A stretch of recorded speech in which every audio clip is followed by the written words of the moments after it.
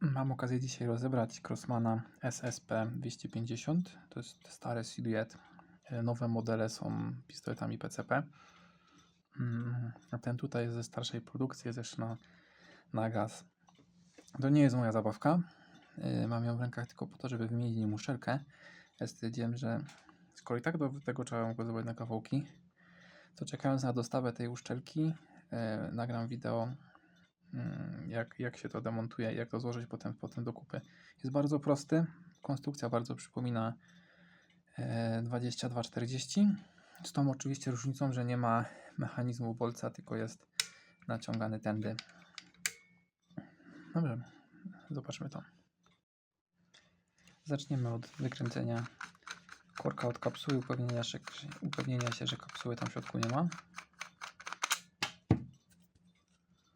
Pusto, pistolet jest bezpieczny do rozbrania.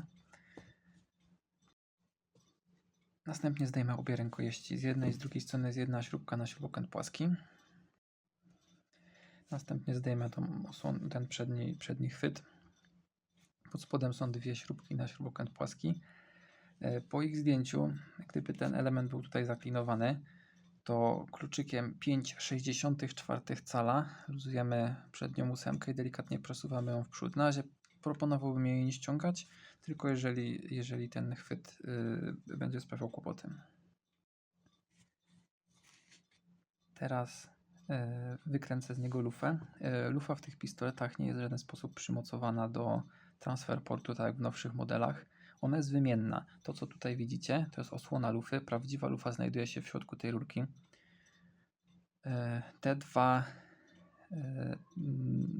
Te dwie śrubki z łebkiem na imbus 5/64 cala. Luzujemy je, będziemy mogli wysunąć lufę w przód. Razem z lufą zeszła nam przednia ósemka, która już teraz nie była w niczym trzymana, i zeszła nam ta podkładka, która znajduje się pod lufą. Ona chyba nie pełni żadnej roli oprócz dodawania estetyki pistoletowi. Teraz, żeby odkręcić zamek, tu jest śrubka. W tym egzemplarzu to jest śrubka z podwójnym łbem, w sensie z łbem na dwa śrubokręty. W tym egzemplarzu wewnętrzny otwór, który był na imbus, jest już objechany. Na szczęście ten, który jest na płaski śrubokręt, jest zdatny do użytku, więc odkręcę to za pomocą śrubokręta płaskiego. Musi być cienki, długi i najlepiej, gdybyście użyli śrubokręta o dobrej jakości, ostrego, żeby nie kolić tej śrubki. Ona oryginalnie jest przyklejona, tak w każdych Crossmanach, więc jeśli otwieracie ten pistolet po raz pierwszy, będziecie musieli przełamać klej. W innym przypadku nie powinna być za mocno dokręcona. Teraz odkręcimy sobie przy szczerbince tą śrubkę. To pozwoli nam zdemontować całkiem zamek. Tu zamek schodzi. W momencie, kiedy zdejmiecie zamek, to z niego wypadnie ta bramka, która trzyma śrut, i tu pod spodem jest transfer port. Transfer port jest identyczny w nowych Crossmanach. Jeżeli jest zużyty albo jest uszkodzony, to możecie go wymienić na nowy egzemplarz, albo dosztukować, czy dokupić zamiennik po prostu do Crossmana 22 albo do Crossmana 13 ileś tam. Plusem jest to, że ten silhouette wykonany jest w takiej postaci, że nie można ściąć transfer portu podczas niepoprawnie wykonanego demontażu. Jest to stanowczo lepsze rozwiązanie niż w tych nowszych pistoletach, ale podejrzewam, że przez to po prostu odrobinę droższe. Zajmiemy się zdemontowaniem całej rękojeści. Klasycznie tak jak w poprzednich pistoletach mamy dwie śrubki, z czego tutaj mamy śrubkę z taką dodatkową podkładką, która trzymała nam przedni uchwyt pistoletowy. To odkładamy na bok. Ważne jest, żeby w trakcie odkręcenia nie szarpać tym na boki, nie skosić tego, ponieważ pod spodem jest sprężynka. Ja wiem, że w tym egzemplarzu ta sprężynka już i tak jest poharatana. Ja będę go montował, to może znajdę jakąś inną. Wkładam to na bok, wypada mi sprężynka. Jeszcze powinna być taka mała metalowa kulka. Jest tutaj. Bardzo ważne jest, żeby nie zgubić tych dwóch elementów. Ciężko je dokupić, są naprawdę miniaturowe. To są elementy, które blokują bezpiecznik w pozycji, w której go zostawiliśmy. I mamy osobno rękojeść, osobno lufę. Może najpierw wyciągniemy Zbijak. Tego już nie będę dalej demontował. Możemy to wymyć i naoliwić bez dalszego demontażu. Żeby wyciągnąć zawór, została nam ostatnia śruba tutaj.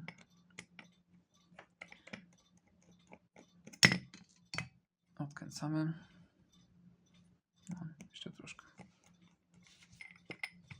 Ona jest bardzo króciutka. To jest naprawdę taki kikucik śrubki. I teraz zawór wyjeżdża nam do tyłu. Żeby dobrać się do uszczelki. W ogóle w tym momencie nie ma uszczelki w środku. Ten pistolet został zmontowany bez uszczelki, czekając na dostawę.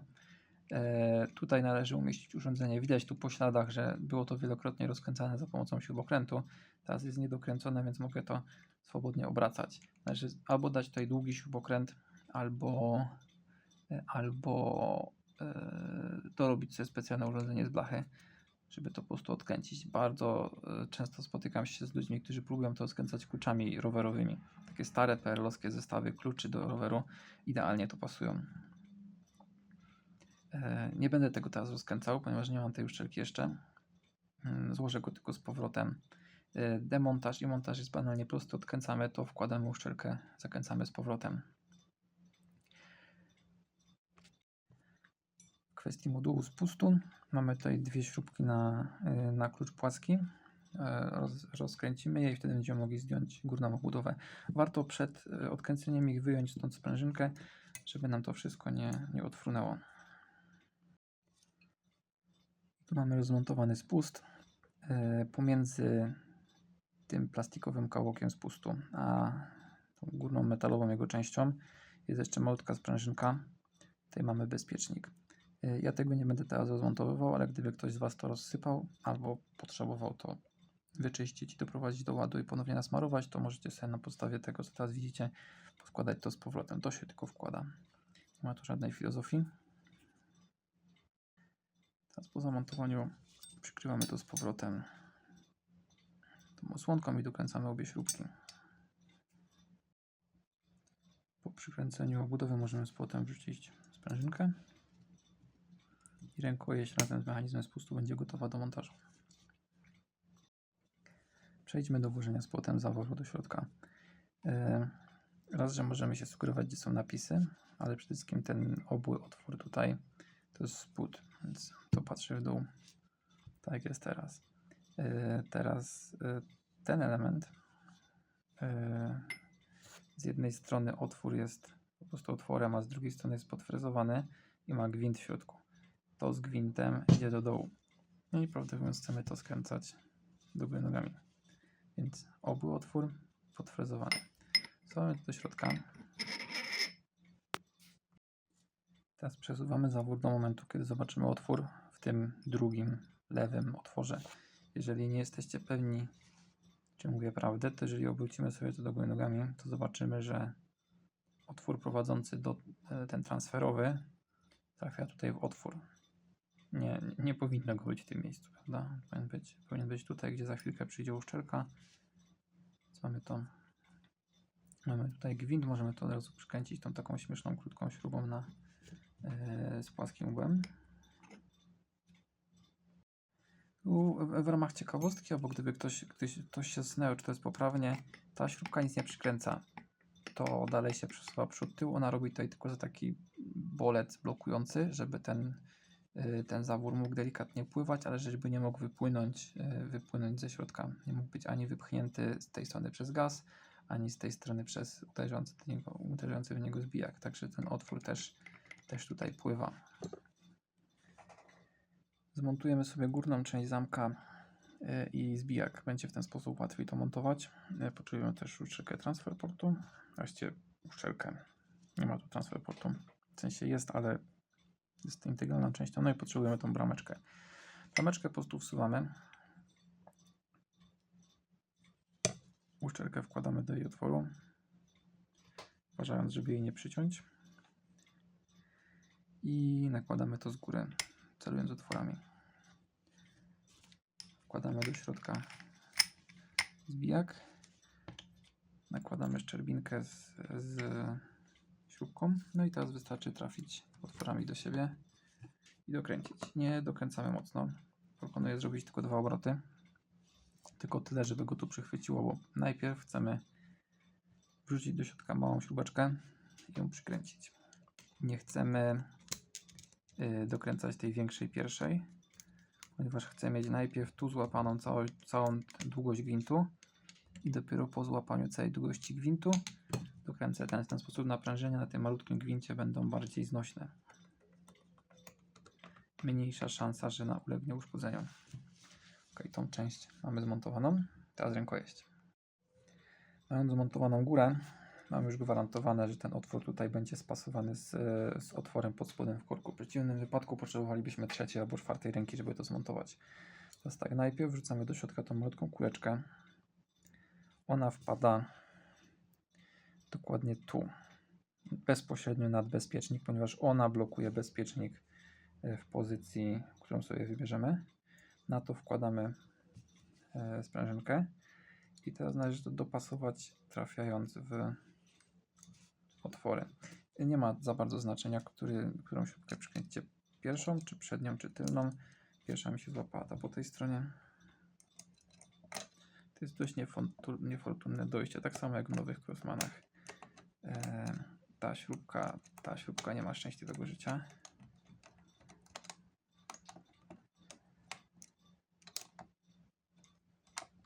Podejrzewam, że prościej byłoby najpierw przykręcić przód. Ale złapało. Ponownie nie dokręcam tego do końca, żeby mieć odrobinkę rozrzutu z przodu. Teraz wrzucę sobie przód. Przód już dokręcę do oporu.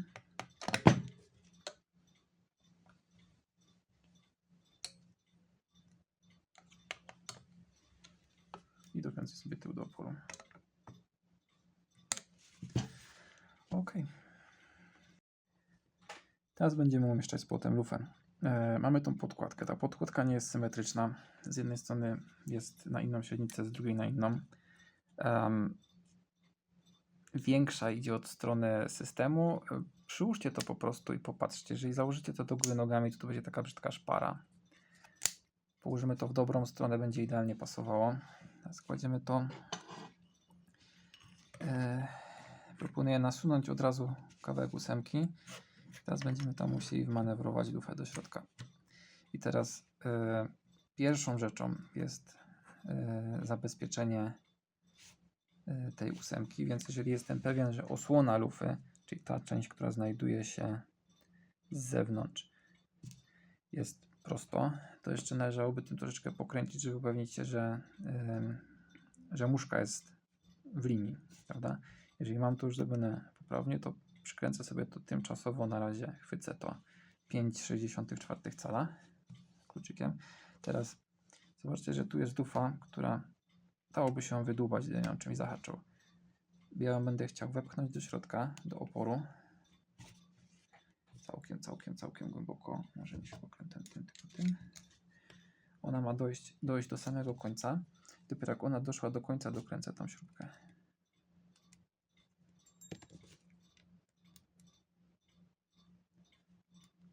Ok, mamy górę zmontowaną.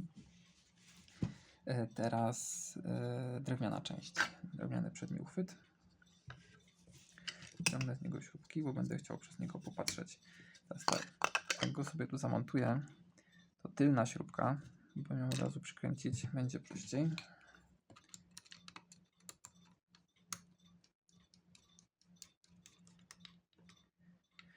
Przednie, prawie na pewno otwory Wam się nie zgrają, ponieważ przykręciliśmy na oko ósemkę, więc ósemkę luzujemy. Przykręcamy teraz od spodu tą śrubkę na gotowo.